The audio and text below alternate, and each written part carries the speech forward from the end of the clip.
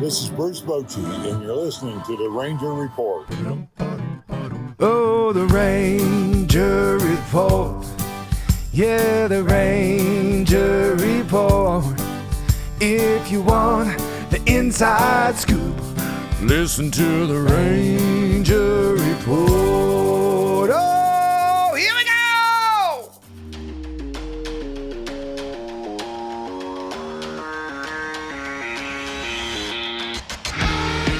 This is the Ranger Report podcast.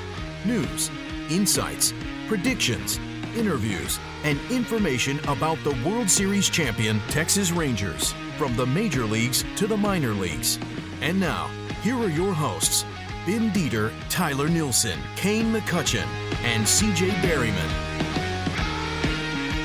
Hey everybody, welcome to the Ranger Report podcast on the Fans First Sports Network. We are your source for the Texas Rangers on the Fans First Sports Network. I am joined, as always, by CJ Berryman and Kane McCutcheon. How are you guys doing? Enjoying the weather before it gets humid and hot.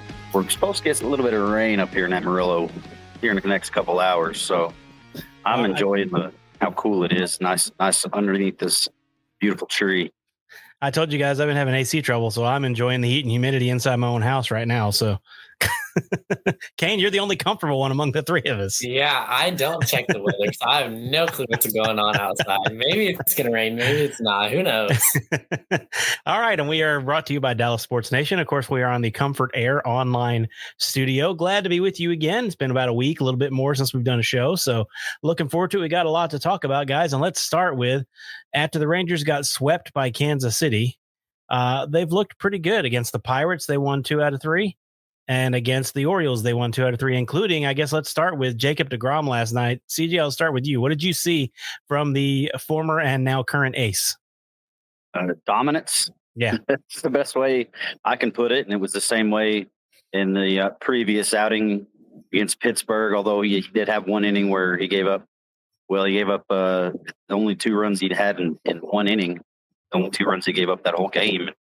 Aside from that little bit there where he was just kind of leaving that slider out over the plate and he threw that slider a lot against Pittsburgh, and they got him for 2. That was it. He was dominant all the way around there. And then obviously last night, taking a perfect game deep into the game and then a no-hitter deep into the game, he just looks back to his old self. I mean, he's hitting triple digits again.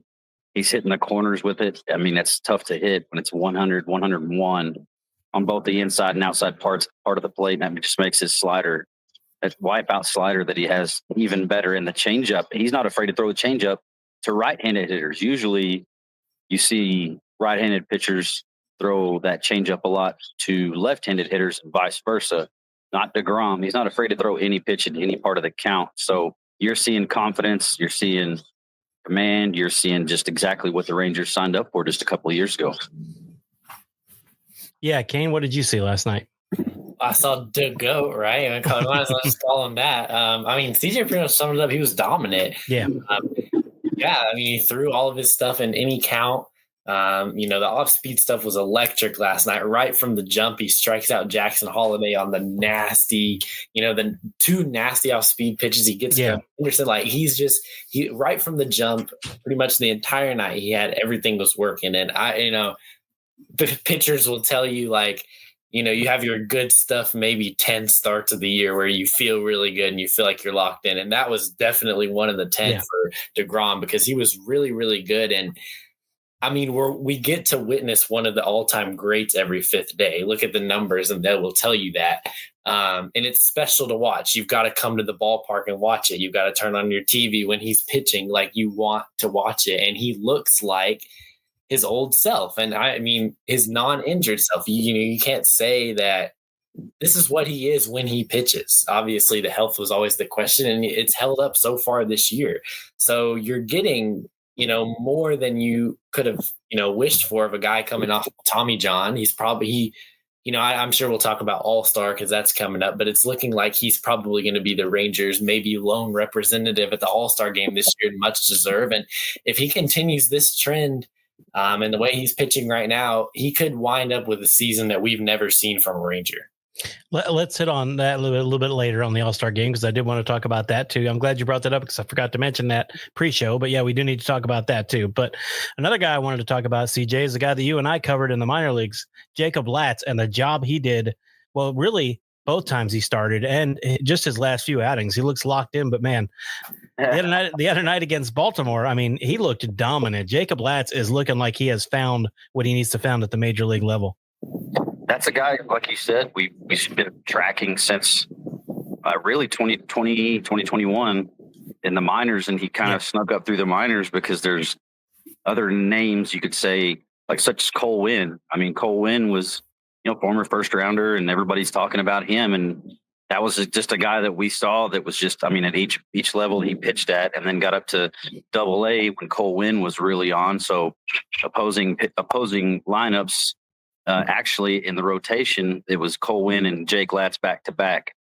That was two games that you almost could just mark down as W's for the Rough Riders. Yep. When he was down there, and we got him. We've had him on the podcast. Great dude, and he is another guy that he can go. He can go long in the bullpen, or he can swing in and start as he has. And the stuff you saw the other night is what we've been seeing throughout his career, really, until he hit the majors, and then had a very viable role last year in the bullpen, and now this year getting that chance to start and focus on starting. And you can see that he's got all the four of the pitches that you want a guy to have: the fastball, the curveball, the change, and the slider. He's thrown them very effectively so far in his first two starts. And the last start, he he went 5 innings without giving up a base runner. He went 6 innings. 6 innings. And so you're seeing him kind of put all that together, at least through the first 2 starts, we want to see how the approaches of the opposing hitters how they're going to adjust to him, and see if he can adjust back. And that's going to be the key, at least for his next outing for sure. And then the next few outings coming up. But man, that's good to see, because they need it with Eovaldi being on the IL, John Gray on the IL.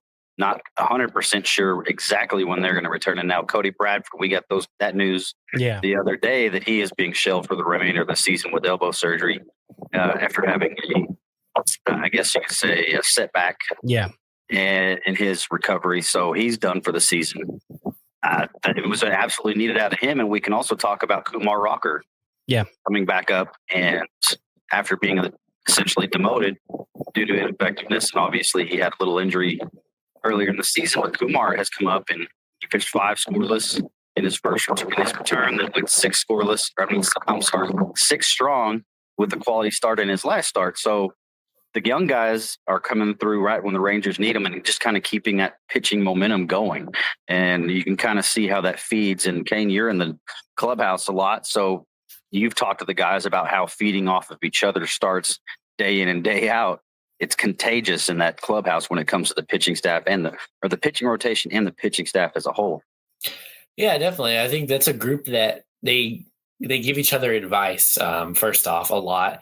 And they're there for each other, right? Like during bullpens, Nathan Eovaldi's standing right there watching the young guys take the bullpens. DeGrom's right there. Anytime there's a live BP, a bullpen, anytime guys are throwing, the rest of the rotation's out there watching. And that's super valuable for young guys like Rocker and Leiter, and now Latz coming in to the rotation. Maybe he can end up forcing their hand. I mean, at this point with the injuries that you mentioned, CJ, obviously Bradford not coming back, Eovaldi, Malley on the IL, like him stepping into the rotation and being a starter, going starter length is huge. And you mentioned, like, he's had confidence in him for a while. Like, he's noted for a good month and a half that Latz is throwing the ball really well. And, when he pitched in the bullpen day on the last homestand, like he was starter length. Like he went, I forget exactly what it was, but he went starter length, gave you starter stuff. And we saw it all come together and him, come out. And obviously the final line looks nothing like the performance that actually was, but he was dominant. Clearly. I mean, no base runners. The only other thing I can mention on Latz is that he was once a part of the now 8-time national champion LSU Fighting Tigers baseball team. But it's going to be very interesting to see what his role is with the team moving forward, because I mean, after a start like that, you don't pull a guy out of the rotation. So, it's just another weapon that this pitching staff has, and they have a lot. They've really, really impressed this year, bullpen and starters. Yeah, really, if you think about it, I think Latz has replaced the bullpen day right now.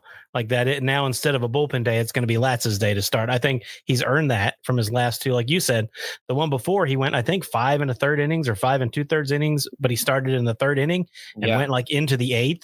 And then, his last one where he went, 6 innings 2 nights ago against Pitt, looked so good. So he's looking against Baltimore, excuse me. Yeah, he's looking really good. But here's the deal. The young guys are stepping up, but they're still going to have hiccups. Like we're still going to see a game like Leiter had the other day where he didn't have his best stuff, gave up 4 runs, got pulled out pretty early. We're still going to see those, and fans need to not flip out every time one of those guys has a bad game. I mean, Nathan Eovaldi has bad games, and he's been doing it for quite a long time, very successfully. It's going to happen, but what I see from Latz, what I see from Leiter, what I see from Rocker, overall, I'm happy, and I'm pretty impressed with how they're doing.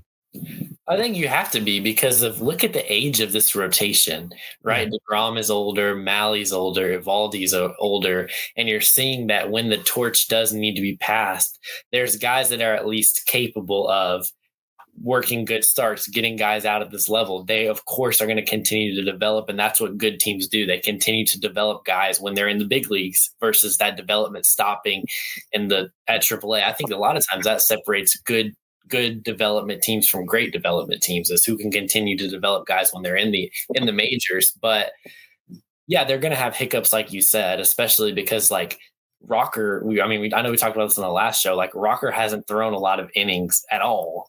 Latz hasn't thrown a lot of innings at the big league level. Leiter hasn't either. So like they're going to have hiccups, but I think, considering that a lot of fans thought that we were going to get nothing from those 3 guys and that was just going to be a wash, you have to be excited about where they're at, because I know Ben and CJ, I know we can all pull up receipts of people on Twitter and wherever else saying that they're bust, Leiter's a bust, I'm out on them, Rocker's a bust. Gotta love Twitter. And they're proving those people wrong at this point.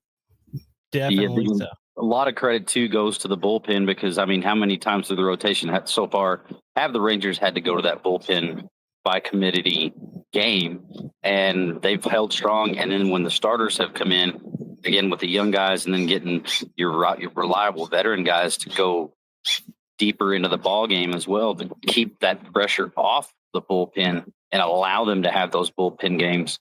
And it's just been, the pitching staff as a whole has been great. I mean, when you look, like we were talking about, since the KC series, which was last time the Rangers were home, they've looked really good, aside from Chris Martin's flub that he had the other night.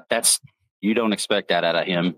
No. I mean, it's one start at ballooned his ERA to, just a little bit, but you're going to see the Chris Martin who came in that Tigers series, shut the door and just looked ridiculously, just on point. The guy's a strike thrower. He's going to throw strikes, and that's what you want coming out of the bullpen, and he can pitch in any role. And so a lot of that versatility in the bullpen with no set closer has been nice to see as well. Yeah, I agree, and it's worked out pretty well for him so far. I think too, like, it's so interesting to note, like, they don't have a set closer. Like, they don't really even have set roles. No. There's no 8th inning guy. There's no 7th inning guy. It's whoever needs to step up is going to pitch in whatever situation that Bruce Bochy puts them in. And they've all done it. And they're a very close knit group. They're all, multiple of them have said, like, we're all journeymen, and we're, coming in, and you look at how different guys have gotten here, and, they're clicking really well together. And I think that's maybe a thing that I see Chris Young in the front office catch a lot of slack a lot of times, but I don't think that's talked about enough. Completely rebuilding a bullpen. And I've said this before, and I'll probably say it till the end of the year. Yeah. Bullpen has pretty much no one that was in it last year. No one from 23, completely rebuilding a bullpen that the average baseball fan, most of those guys, the average fan would not know. And they've been very, very effective this year. And so it'll be interesting to see how that looks, next year at the deadline. I know we're going to talk about that too, but you've got to sit back and think about where you're at right now and how much of that is because of the work that they've put in. And I will say this too. You mentioned the fans not knowing a lick about the guys that the Rangers have in their bullpen right now. I guarantee you, I'm not going to put a percentage on it just to protect my own ass, but the majority of Rangers fans probably have no idea that the Rangers drafted Luke Jackson, and he came up as a starter and went out and it was really not as effective as everybody had hoped when he got his calls, his few calls, his cup of coffee, I guess you could say, earlier on in his career, and went out to other organizations and became a journeyman, like Kane said, and now he's back. A lot of people don't even know that he was drafted by the Rangers and didn't make it with the Rangers. And now here you go. He's a journeyman and he's back with the Rangers. Exactly. And if I had told you, like, to Kane's point, all right, we're going to have one of the top ranked bullpens in baseball with Jacob Webb, Hobie Milner, Sean Armstrong, Luke Jackson, Chris Martin, and Robert Garcia, everyone probably knew just because of the trade, Right. And Jake Latz and Cole Winn, you'd have been like, no way we have one of the best bullpens in baseball. And yet here we are. Like you said, I think part of it, Kane, is because there's no roles. These guys are just like, all right, I need you, go pitch. They never know when they're going to be called on, and they're always ready. Well, if you would have told me those names and told me we had a top bullpen, I would have asked you how many saves Chris Martin has and how he must be an all-star closer, because like go down the list. Like Hobie Milner, he's from here, and how many Ranger fans have heard of him before? Yeah. Jacob Webb, people probably only knew because he gave up the grand slam to Mitch Garver in the ALCS, right? Like Sean Armstrong, kind of one of the more underrated arms in baseball, a couple years ago, and then kind of fell off a little bit. And those guys, you got Martin, like you said, Jackson, but then it's how many people would have thought that Cole Winn and Jake Latz would be, key contributors in the bullpen like they are. Especially with the trouble that Latz had last year and Winn at the major league level. They both looked terrible last year. And Winn looked terrible at the AAA level last year for about half the year. He hasn't given up an earned run at any level. Yeah, I was going to say he has not given up a run all year, but he hasn't gotten a whole lot of outings. But, I mean, if you were to tell me Cole Winn at this point in the season would have a 0 ERA at the big league club, which he's kind of been, what would you call it, the fairy squad? Like, he's just, if somebody drops, he's always the one called up immediately. Yeah. So it's like, or the taxi squad. There we go. Yeah. It's like he's the taxi squad pitcher, and he's on duty all the time.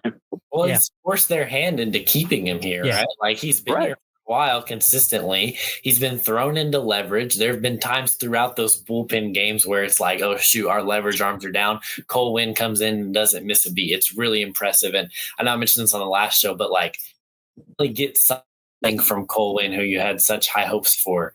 And really, I think that's a story for a lot of the pitching prospects. Like, you're finally getting some results for Leiter, from Rocker, from Winn, from Latz. It's like, it's a breath of fresh air to see, okay, those picks did not go to waste. Sometimes I think the problem is the Texas football mentality, that you expect the rookie to be able to come in and make a difference right away, like they do in football. And that doesn't happen in baseball. One of our best pitchers is still in single A. In Brock Porter, like he's still down in single. He might be in double A by now, but I think he's still at single A. I mean, these guys take a little while to develop, especially when they come straight out of high school like that. And so you've got to give them time. And even at the big league level, you're facing the top less than 1% of the world of hitters when you get to the big leagues. These are guys you've maybe faced one or two in your career, and now you're facing 9 of them, all the way around the at bat. And even the worst of the worst, the Colorado Rockies, those are still big league hitters, even though they're not a good team. So it's never like, oh, good, I get to relax today, like you can in high school. You never have a game like that. I covered a high school game earlier this year where my school won 21-0, I think, or 21-2. I don't remember, but the other pitcher basically walked half the runs in. I mean, you don't get that, in the majors. Everybody is a good hitter. Yeah. And I think that football mentality too is negatively affecting fans' view of each and every game. Like, you would think each and every game is Game 7 of the World Series. And I know how it is too, because that's exactly how LSU is when we lose a baseball game, because we're so used to the football mentality. It's like, this game, like, yes, every game is important, but it's not, we don't need to sell the whole team when we lose one game in April. Like, I saw that so many times, and I'm like, guys, for all the, things and the scrutiny that's been, and the sell the team, sell everyone, we're 2 games out of a wild card spot. Like, take that into consideration for a second.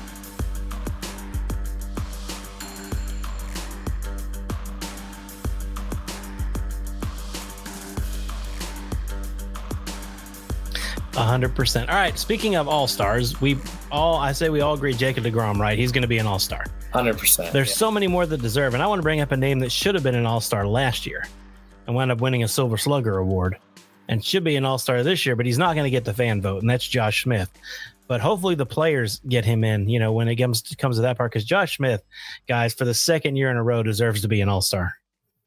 For the second year in a row, he's been the Rangers' best overall hitter. Yeah.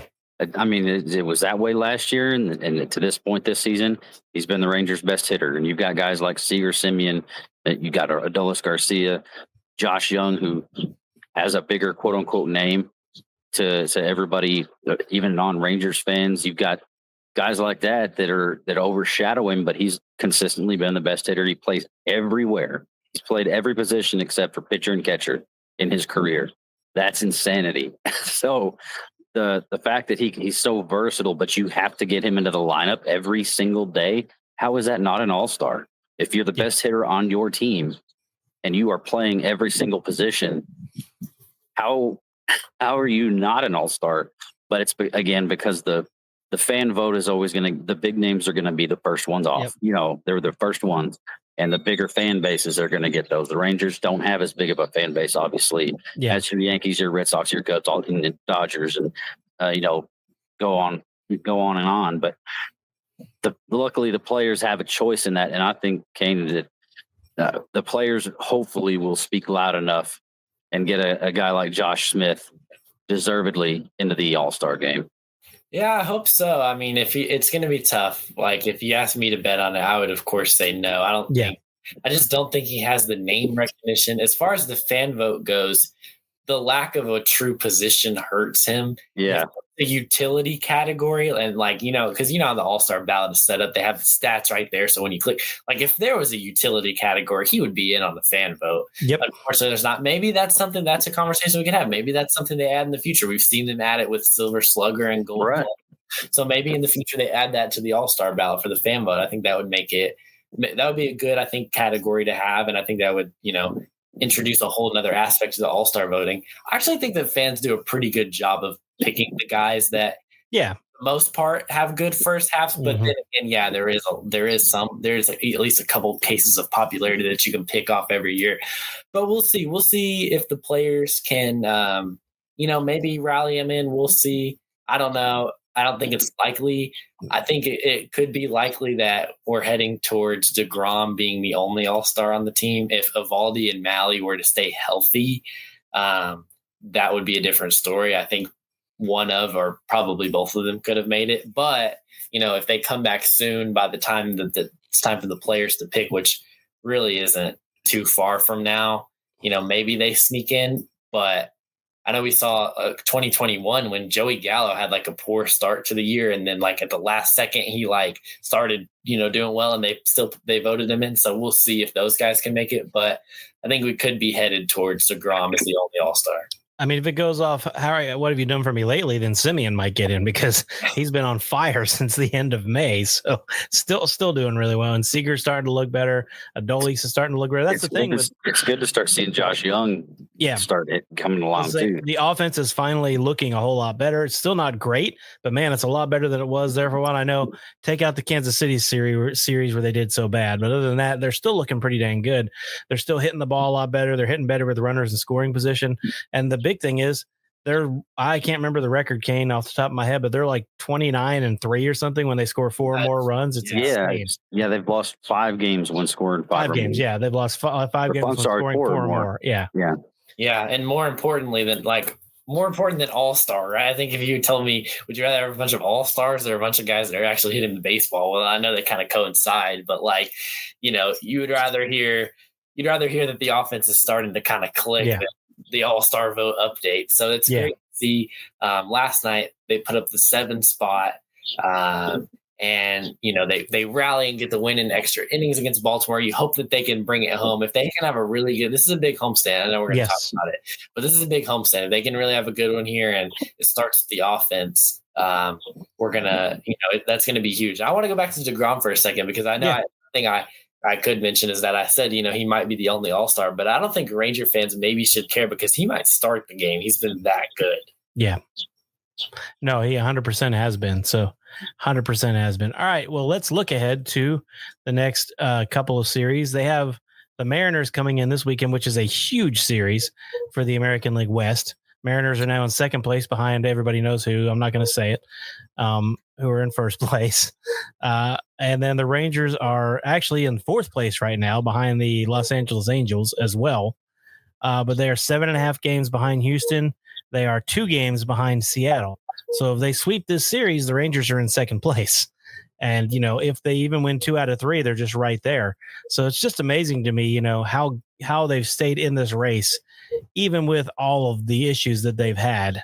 And then, of course, they have Baltimore again, a struggling team who looks okay, but they have Baltimore on the 30th, the 1st, and the 2nd. So anyway, talk a little bit. I'll start with you, Kane. Talk a little bit about that Seattle series and what that means to the division. Yeah, well, it's going to be a big series anytime you match up with a division rival. And when you're that close in the standings and in the wild card race, Seattle currently occupies the final wild card spot. And, it's about that time. It's still probably a little early to standings watch, but we're getting there. So this is a big one for sure. Looking at Seattle as a whole, it starts with Cal Raleigh, right? The year that he has been amazing. Good God, man. Here's the thing. Yeah. He's always killed the Rangers ever since he was a rookie in 2022. But this year, he's just killing everyone else. He's having the greatest seasons we've ever seen from a catcher. Yeah. He's going to start the All-Star game behind the plate, and deservedly so. I was like, he better. Yeah. And you look at Julio Rodriguez, who most people know is their big name. He hasn't been great this year. Their offense has been a little better than years past, but still nothing great.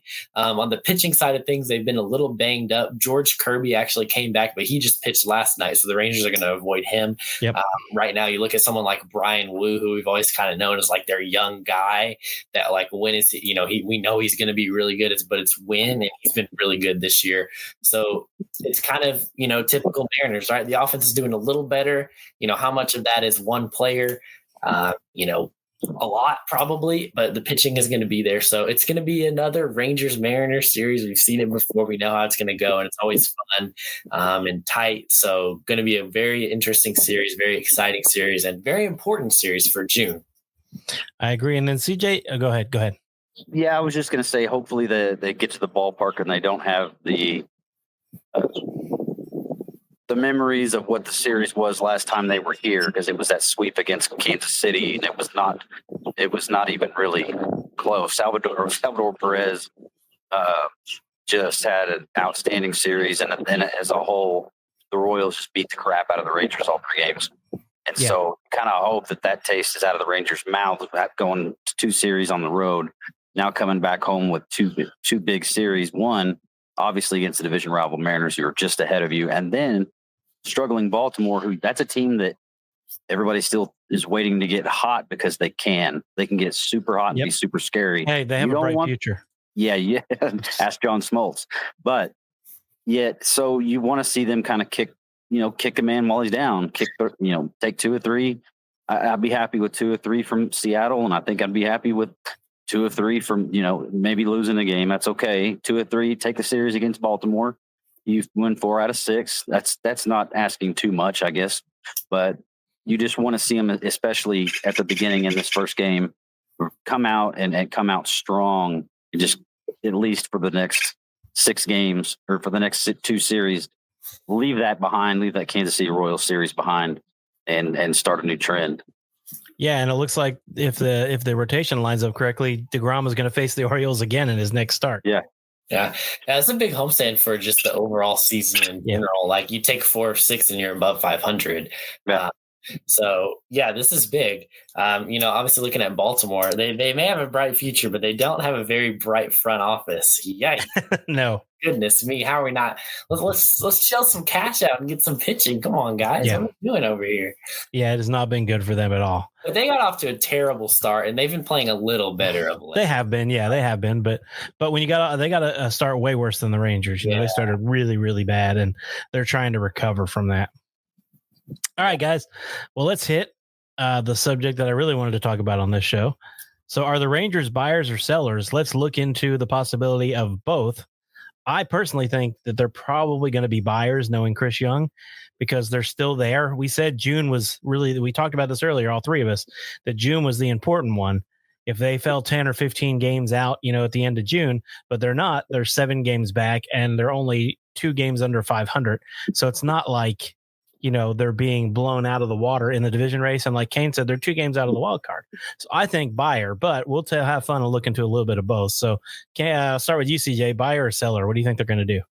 At this point, you're buying because, like we've talked about, they haven't sunk. It hasn't been sunk. They're still treading water, but they haven't sunk. They're right there in the wild card race. The AL West is the race for the pennant there. Far from over. Yep. So I think you're going to see more of a buy, but you might see a little bit of a sell too, because if you look at the top prospects, the rankings on the MLB.com MLB pipeline, there's one Ranger in the top 200. So just one, and that's Sebastian Walcott in the top 10. There's not another Ranger on that list all the way down to 200. So it kind of worries you, how much do you have in the farm system to utilize and to trade for somebody to impact, such as the batting lineup. It's going to be difficult, and you might see some guys that are on the roster right now playing well, like with what happened with Cole Reagans in 2023. He wasn't, he was doing just fine, and he was a piece sent to Kansas City for Aroldis Chapman. You might see something like that with some guys either going into arbitration, pre-arbitration, but you look at Adolis Garcia, guys on 1-year contracts that you think you can replace within in-house. I don't know. I would expect them to be buyers. If you were to tell me right now, certainly buyers. But I think this is an opportunity for them to also do both and rebuild that farm system just a little. It's going to be difficult again because you're not fully selling.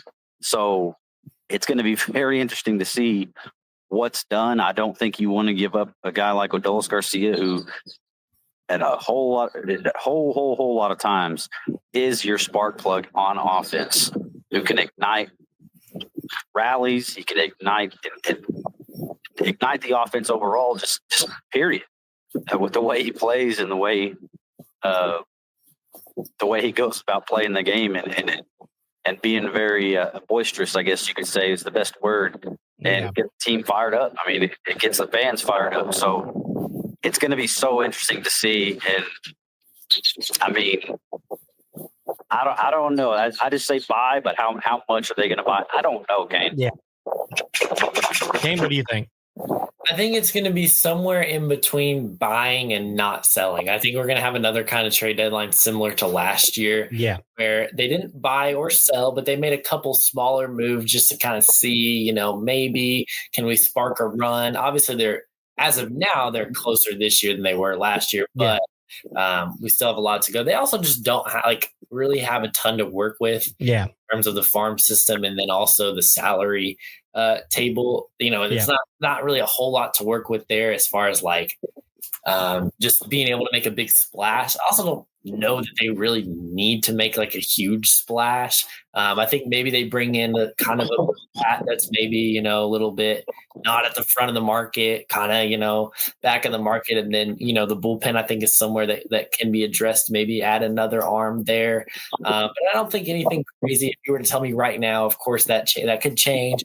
If we show up at the deadline and we're 2 back of Houston and it's all right, well, we really need something to kind of get us over that hump. Maybe still not a lot to work with. So I wouldn't expect anything too crazy. I think something pretty similar to last year, but I think that's fine. The pitching, this year is doing so great. You don't need, that Jordan Montgomery and Max Scherzer where it's oh shoot, if we don't get these guys, we're not going to be able to contend the playoffs. And then, the lineup, the guys are in the lineup. It just has to start clicking. I do think maybe they could add a smaller bat, like I said, but I don't think anything crazy, but it's also not a garage sale. So somewhere in between buying and not selling, I would say. I agree. And who would we be looking at? Do they need, I think it's good. I think they need bats more than they need pitching, but You always need pitching, so who knows what they're going to do. But, guys rumored to be out there is someone like Ryan McMahon from the Rockies. The Rockies, I'm sure, are going to be all in on selling. But you don't really need a third baseman, so I don't know if you'd go for him. You got Josh Naylor from the Diamondbacks, who That is would be a dream right there. having a really good season, and I think he's on the market. So I think that might be swinging a little too high. Unfortunately, I think so. I mean, I'd love to get him, but I think you'd have to give up way too much, and we'd have to give up a few major league players, I think, to bring him in. Yeah, I don't see anything like that. I think it's going to be like, remember last year they bring in Carson Kelly and Chafin. I think it's going to be maybe guys that like, oh yeah, I've heard of him. He's a solid player, but nothing like crazy. Obviously, I mean, if Naylor, I mean, if he's available, someone's going to get a really good bat there, like you mentioned, McMahon. But I think that might be shooting a little too high, unfortunately. But there are guys out there within their range. A lot could depend on the health of your Jake Bergers and your Jock Petersons as well. Where are they going to be as we approach the deadline? So, that the Jake Berger injury, I mean, you could tell there was something severely wrong with that swing that he took. That it was a strikeout, and he hasn't lit the world on fire right now. But what if bringing in a guy on a rental deal that's going to be a guy that you plug into first base that you can rely on, because at this point you can't rely on Berger to be consistent, even if and when he comes back. But on that same token, just how much are the Rangers willing to, and do they have enough to get an impact guy? Not a guy like we were just talking about. That would be, like Kane said, a dream, but somebody that you can fill in at first base and rely on. That would be really the only spot in the lineup, really, that I look at, aside from just guys hitting better and hitting up to their capability. You may not have to do that. So I think Kane's, we both kind of saying the same thing, buy and not completely sell. So it's just going to depend really on where the team is. Obviously we keep repeating ourselves, but I mean, that's where we are. That's where the Rangers are right now. We just don't know just yet how much they're going to buy and or sell. Yeah, exactly. So I think it's going to be interesting. I think names will start floating out there, like Kane said. I think, people are going to start talking. You're going to hear a lot more about it. I'm sure we'll talk about it again on the next episode. Oh, yeah. Because as it gets closer and closer.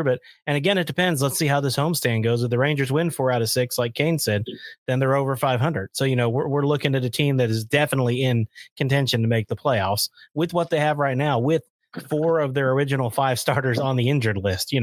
That says something right there. The pitching has been the best thing, with no John Gray, no Cody Bradford, no Nathan Eovaldi right now, Tyler Mahle down right now. You've got, like we talked about earlier, you got guys doing it, which is awesome. So hopefully we will see some continued good baseball. Kane will be out there covering it this weekend. I'll be there on Monday to cover the first of the Baltimore series. All right, let's go. I will be out there Monday to cover the Baltimore game, so that'll be fun. I think that's Dallas Stars night. So, nice! I got to bust out my Star socks that so that'll be good. That'll be good. All right, guys. I think that's all we got. Unless you guys have anything else, I think it was kind of fun to do an afternoon show. Yes, the Thursday afternoon show on the off day is great. Yes, and I figured off day was great because I'll get it up and then people can listen to it tonight since there's no game to watch. Oh, and don't forget, by the way, before we drop off, CJ, don't forget I will be posting how you get this. I'm giving this Bruce Bochy bobblehead away. So keep in touch, or keep looking. It'll be on Twitter. It'll be on Instagram, wherever I'll post it. And you guys can do whatever I'm asking you to do. Probably sacrifice a chicken or something. I don't know, whatever I ask you to do to win the bobblehead. Major League style. Major League style. Sacrifice a chicken to make the Rangers win. All right, gentlemen. It's time. Drop the deuces. Thanks for listening to the Ranger Report podcast. Find us on Twitter, Facebook, and at therangerreport.com.